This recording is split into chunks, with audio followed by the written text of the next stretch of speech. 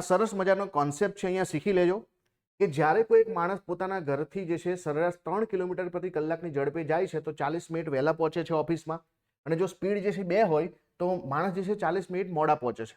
હવે જો માનો કે તમારે ઓફિસમાં પહોંચવાનો ટાઈમ 10 વાગ્યાનો હોય અને તમે જે છે 40 મિનિટ વહેલા પહોંચો, એનો મતલબ કે જે છે તમે 9:20 પહોંચશો, અને જો 10 વાગ્યાના બદલે જે છે 40 મિનિટ જે છે મોડા પડશો તો 10:40 પહોંચશો, એટલે કે તમારો અહીંયા ગેપ જે છે એ 80 મિનિટનો આવશે. બસ આ જ કોન્સેપ્ટ તમને ક્લિયર હોવો જોઈએ કે જ્યારે તમે વહેલા અને મોડા પહોંચો તો સમયનો સરવાળો થાય, વહેલા પહોંચો તો બાદબાકી થાય, મોડા પહોંચો તો બાદબાકી થાય. બસ હવે જે છે અહીંયા શું છે કે સ્પીડ તમને S1 જે છે આપેલી છે 3ની, S2 તમને આપેલી છે 2ની. આના માટેનું સૂત્ર છે કે S1 × S2 અને છેદમાં જે છે તમારે બંને સ્પીડનો જે છે તફાવત લેવાનો છે, અને ડેલ્ટા ટી.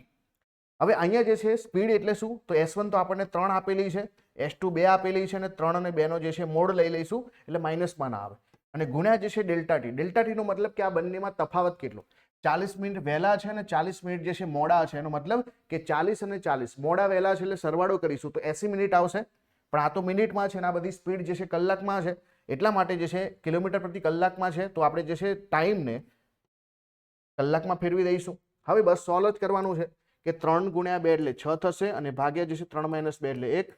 અહીંયા 80 માંથી 0 0 નીકળશે, 8/6 તો 6 પણ જતા રહેશે, તો આપણું જે છે અંતર આવી જશે 8 કિલોમીટર. કેટલું અંતર આવશે? 8 કિલોમીટરનું ડિસ્ટન્સ છે.